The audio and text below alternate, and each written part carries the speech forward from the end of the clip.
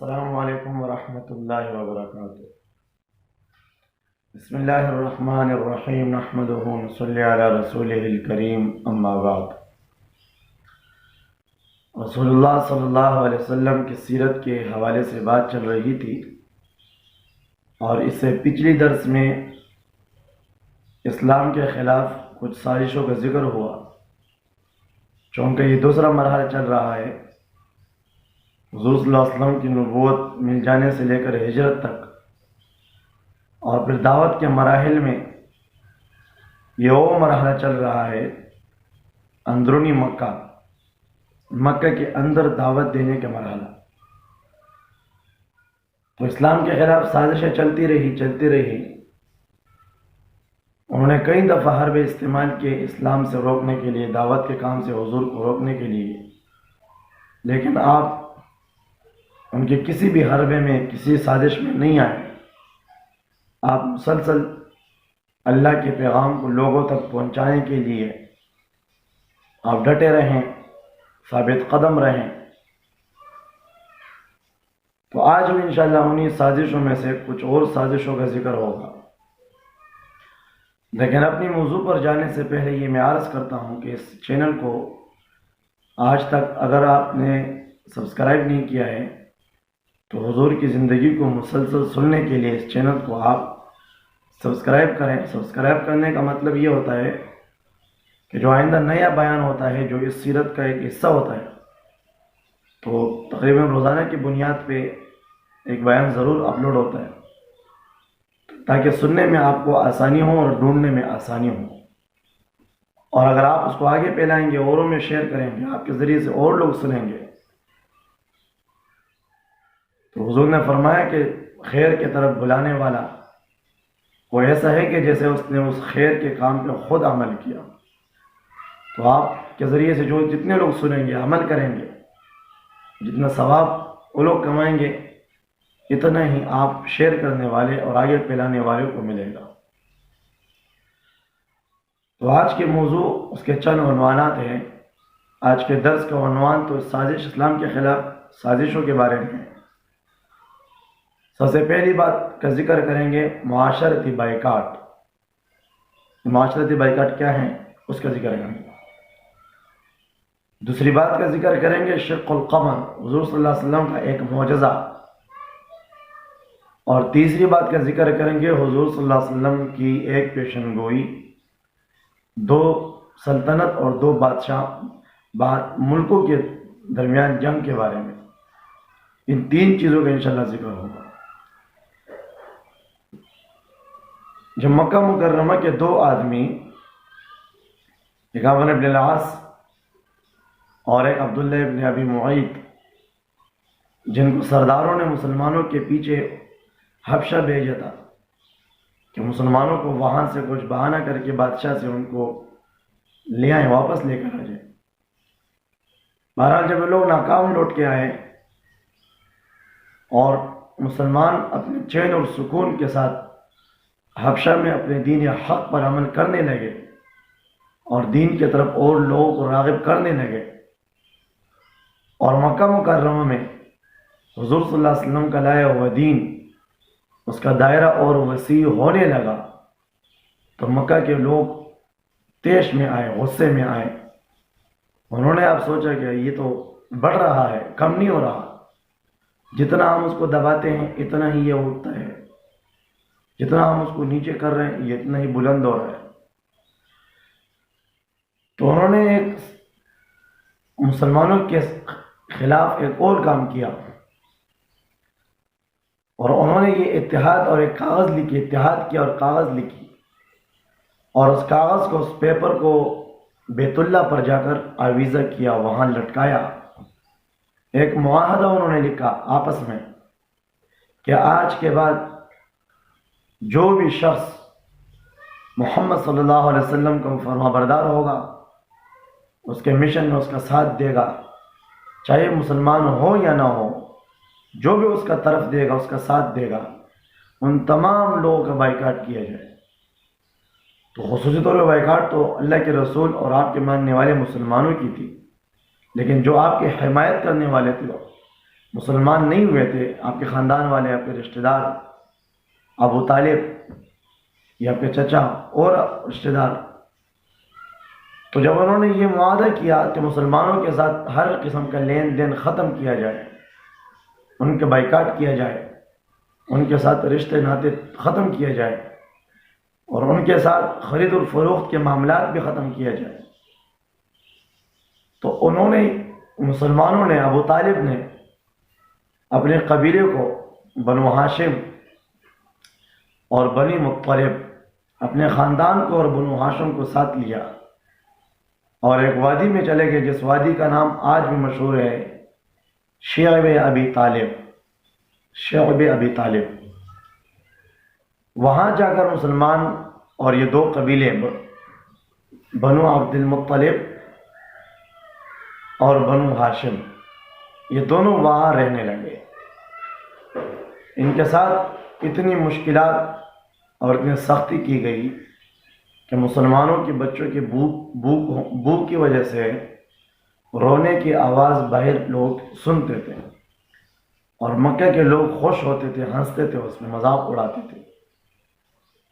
اور مسلمانوں نے اتنے مشکل دن گزارے، اتنے سخت دن گزارے کہ اتنی مشکلات اس سے پہلے کبھی نہیں آئی۔ یہ مشکلات چلتے رہیں، اور یہ مسلمانوں کے خلاف یہ جو انہوں نے سازش کی، اور یہاں تک انہوں نے یہ بھی کیا کہ مسلمان جب بازار میں آتے کوئی چیز خریدنے کے لیے، تو ان کو ایک چیز کی اتنی قیمت بتائی جاتی کہ وہ مسلمان اس کو لینے سے عاجز ہوتا، وہ لے نہیں سکتا تھا، تو بھوک کی وجہ سے کمزور ہو گئے تھے، تکلیف کی وجہ سے ان کے بچے رو رہے تھے، لیکن ان ظالموں کو کوئی ترس نہیں آ رہا تھا۔ پھر یہ معاہدہ جب ختم ہوتا ہے، اس میں چلا کر ذکر کریں گے کہ معاہدہ کیسے ختم ہوا۔ تو اس معاہدے کے درمیان جو دوسرا کام پیش آیا، حضور صلی اللہ علیہ وسلم کے معجزے کا، رات کا وقت تھا، آپ مینا میں تھے، آپ کے ساتھ کچھ صحابہ بھی تھے اور مکہ کے مشرکین 2-3 سردار بھی تھے، اور 14ویں رات کا چاند بالکل اپنے پورے روشنی کے ساتھ تھا، اور تقریباً پورا تھا، تو 14ویں کا رات تھا۔ تو ہم سرداروں نے حضور سے مسخرے کے طور پہ کہا کہ اگر تو کہتا ہے کہ میں اللہ کا رسول ہوں تو اس چاند کو 2 ٹکڑے کر کے دکھا دو۔ انہیں کیا خبر تھی، تو اللہ کے رسول ہیں، یہ تو ان کے لیے مشکل نہیں ہے۔ حضور نے اللہ کے بارگاہ میں دعا فرمائی، اور پھر اپنی شہادت کی انگلی سے چاند کی طرف یوں اشارہ کیا، چاند کے 2 ٹکڑے ہو گئے۔ ایک ٹکڑا جبل ابو قبیس ایک پہاڑ ہے، اس پہاڑی کے اوپر ٹھہرا، اور ایک چاند کا دوسرا ٹکڑا جبل قعقاع ایک پہاڑ ہے، اس پہاڑی کے اوپر ٹھہرا، الگ الگ ہو گئے۔ تو جب وہ مکے کے مشرکین اچانک کہنے لگے نہیں تمہارا جادو تو اتنا مؤثر ہے کہ چاند پر بھی تو نے جادو کر دیا، تیرا جادو تو بہت بڑا ہے، تو بہت بڑا جادوگر ہے۔ تو حضور نے فرمایا دیکھیں اور صحابہ کھڑے ہیں، آپ نے 2 صحابہ ان کو آپ نے باہر جا کر بھیجا کہ باہر جائے، آپ لوگ دیکھ کے آئے کہ یہاں سے صرف نظر آ رہا ہے کہ کسی اور جگہ سے بھی نظر آ رہا ہے۔ تو 2 صحابی جب باہر گئے تو انہوں نے دیکھا کہ ہاں واقعی 2 پہاڑوں پہ چاند کے 2 ٹکڑے ہیں۔ پھر کوئی قافلہ باہر سے آیا، وہاں سے گزرتے ہوئے کوئی قافلہ گزرا، حضور نے فرمایا چلو اگر ہم جادو ہیں تو ان قافلے والے سے پوچھو۔ جب ان سے پوچھا گیا تو انہوں نے کہا ہاں آج ہم نے عجیب ایک معجزہ دیکھا کہ چاند کو ہم نے 2 ٹکڑے ہوتے ہوئے دیکھا، ایک جبل ابو قبیس اور ایک جبل ابو قعقاع پر دونوں ٹکڑے ٹھہرے رہے، کھڑے رہے۔ کچھ دیر تک ایسا تھا، پھر چاند مل گیا، لیکن مکہ کے مشرکین نے یہ حضور کی یہ نہیں مانی بات، مطالبہ بھی کیا، پھر پیچھے بھی ہٹے اور کہا کہ تم تو بڑے جادوگر ہو، الیاذ باللہ۔ قرآن کریم نے اس کا ذکر کیا اقتربت الساعة وانشق القمر، سورہ قمر، اقتربت الساعة وانشق القمر وإن يروا آية يعرضوا ويقولوا سحر مستمر۔ اللہ تعالیٰ فرماتا ہے کہ قیامت قریب ہو گئی، چاند کے 2 ٹکڑے ہو گئے۔ ان لوگوں کی عادت ہے کہ جب یہ لوگ کوئی نشانی دیکھتے ہیں تو یہ کہتے ہیں کہ یہ تو بہت بڑا جادو ہے، یہ تو مسلسل چلنے والا جادو ہے۔ حالانکہ جادو نہیں ہے، یہ اللہ کی طاقت ہے، اللہ کی قدرت ہے، حضور کی نبوت کی حقانیت ہے۔ یہ وہی آدمی کر سکتا ہے جو اللہ کا رسول اور اللہ کا پیغمبر ہو، یہ خود نہیں ہو سکتا۔ بہرحال انہوں نے مانا نہیں۔ کچھ عرصے کے بعد، بہت لمبے عرصے کے بعد، تاریخ فرشتے میں ایک واقعہ لکھا ہے، انہوں نے نقل کیا ہے تاریخ فرشتے میں، کہ سری لنکا میں کچھ مسلمان لوگ حضرت آدم علیہ السلام کے پاؤں کے نشان کی زیارت کے لیے آئے، تو وہاں جب آئے تو وہاں ان کو ایک راجہ ملا، ہندوؤں کو جو راجہ ہوتا ہے، تو ان راجے سے اب ان کی ملاقات ہو گئی، تو اب بیچ میں آپس میں ان کے معجزات کے حوالے سے کچھ بات ہوئی، تو مسلمانوں نے اس معجزات کے ذکر میں اس بات کا بھی ذکر کیا کہ حضور صلی اللہ علیہ وسلم نے یہ بھی معجزہ دکھایا ہے کہ آپ نے چاند کو بھی 2 ٹکڑے کیا ہے۔ تو انہوں نے اپنے جو ان کے ساتھ خادم تھے ان کو بلایا، تو کہا کہ آپ ہمارے وہ رجسٹر لے کر آ جائیں۔ تو ان کے پاس خاص رجسٹریں تھی جس میں پہلے زمانے کے ان کی تاریخی باتیں لکھی تھی۔ اس رجسٹر میں لکھا ہوا تھا کہ فلاں تاریخ کو فلاں وقت کچھ اتنے سالوں پہلے چاند کے 2 ٹکڑے ہوئے ہیں، یہ بات ان کی سچی ہے۔ اس راجہ نے جب اس کتاب میں دیکھا، مسلمانوں کی زبانی یہ بات سنی، تو اسی وقت وہ راجہ مسلمان ہوا اس معجزے کو دے کر، بلکہ دیکھا کیا، اس معجزے کو سن کر۔ ہدایت اللہ کے راستے ہاتھ میں ہے، جنہوں نے آنکھوں سے دیکھا مسلمان نہیں ہوئے، جنہوں نے کتابوں میں اپنے ہاتھوں سے لکھا اور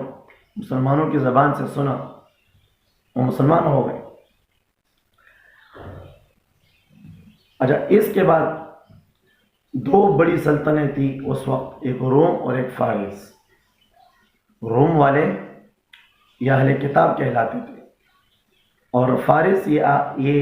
آتش پرست تھے، یہ آگ کی پوجا کرتے تھے۔ ایرانی لوگ، جس کو آج زمانے میں کہا جا سکتا ہے، ان کے درمیان جنگیں ہوتی تھی، مسلسل لڑائیاں ہوتی تھی، ایک دوسرے کے ساتھ ہر وقت جنگیں رہتی ہیں۔ لیکن 614 عیسوی میں فارس نے روم پر مسلسل حملے شروع کیے، اور اتنے زوردار حملے کیے کہ اس کے نتیجے میں زمین کا بڑا خطہ مصر، شام اور جیسے بڑے بڑے علاقے ان سے لے لیے، عیسائیوں کو، رومیوں کو وہاں سے نکال دیا۔ اور اس جنگ سے رومیوں کو اتنی بڑی شکست ملی کہ 90,000 عیسائیوں کو جلا وطن کیا۔ کہ جب اس جنگ کی خبر ہو گئی، مکہ مکرمہ میں اس جنگ کی خبر پہنچ گئی کہ رومیوں نے ایسی شکست کھائی ہے کہ کئی عرصے تک وہ سر ہی نہیں اٹھا سکتے، فارس غالب آ گئے،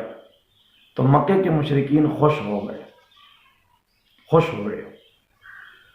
اور مکہ کے مشرکین اس بات پہ خوش ہوئے کہ انہوں نے رومی جو اہل کتاب تھے ان کی نسبت مسلمانوں کی طرف کی کہ یہ تمہارے بھائی ہیں، اور جو آتش پرست تھے، آگ کے پجاری تھے فارس والے، ان کی نسبت اپنی طرف کی کہ وہ ہمارے بھائی ہیں۔ تو انہوں نے مسلمانوں سے مسخرے کے طور پہ کہا کہ بھائی، جس طرح ہمارے بھائی تمہارے بھائیوں پہ غالب آئے ہیں، اسی طرح ہم بھی تم پہ غالب آئیں گے۔ انہوں نے اپنے حساب سے ایک فعل نکالا۔ قرآن کریم کی کچھ آیتیں نازل ہو گئی، سورہ روم کی آیتیں نازل ہو گئی۔ الف لام میم، غلبت الروم فی ادنى الارض وهم من بعد غلبهم سيغلبون في بضع سنين لله الامر من قبل ومن بعد يومئذ يفرح المؤمنون بنصر الله ینصر اللہ من یشاء وهو العزیز الرحیم، او کما قال اللہ تعالی۔ تو یہ پیشن گوئی تھی آئندہ زمانے کی۔ حضور پر جب یہ آیت نازل ہو گئی تو اس میں ذکر تھا، اللہ تعالیٰ فرمانے غلبت الروم فی ادنی الارض، روم قریب کے زمین میں رومی جو ہے یہ مغلوب ہو گئے، اہل کتاب مغلوب ہو گئے۔ وَهُم مِّن بَعْدِ غَلَبِهِمْ سَيَغْلِبُونَ، لیکن آئندہ کچھ بضع سنین، چند سالوں میں یہ لوگ واپس غلبہ پانے والے ہیں فارس پر، رومی اہل کتاب۔ تو یہ آیت جا کر انہوں نے حضرت ابوبکر صدیق رضی اللہ عنہ نے مشرکین مکہ کے سردار کچھ تھے، ان کے سامنے ان کا ذکر کیا تو امیہ بن خلف اس نے کہا مسلمانوں سے، ابوبکر صدیق رضی اللہ عنہ سے کہا کہ شرط لگاتے ہیں 3 سالوں میں اگر روم والے فارس پر غالب آ گئے تو 10 اونٹ میں تمہیں دوں گا، اور اگر 3 سالوں میں کے اندر روم اگر فارس پہ غالب نہیں آئے، انہوں نے اپنی زمینوں کو واپس نہیں لیا اور جنگ نہیں جیتی، تو تم مجھے 10 اونٹ دو گے۔ حضرت ابوبکر صدیق رضی اللہ عنہ نے حضور کے پاس آ کر یہ واقعہ بیان کیا کہ امیہ بن خلف یہ کہہ رہا ہے، آپ نے فرمایا کہ واپس چلے جاؤ اور ان سے کہہ دو کہ بھائی معاہدے جو ہماری شرط ہے اس کی مدت 9 سال ہوگی، 9 سالوں میں اگر روم والے فارس پر غالب آ گئے تو ہم تمہیں اونٹ دیں گے، تم ہمیں اونٹ دو گے لیکن 10 نہیں بلکہ 100، اور اگر فارس والے غالب آ گئے، روم والے مغلوب رہیں تو ہم تمہیں 100 اونٹ دے دیں گے۔ ٹھیک 9 سال کے بعد 623 عیسوی، 614 میں یہ ہوا تھا، 623 عیسوی میں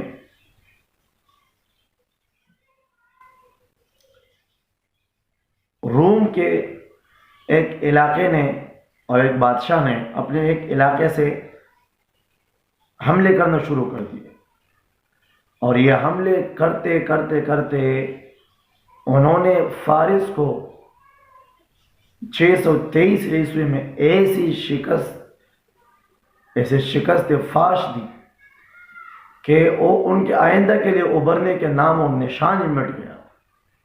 ایسے ان کو ذلیل کیا، ایسے ان کو مارا۔ اچھا ادھر جب یہ واقعہ ہوا، یہاں مسلمان اسی وقت،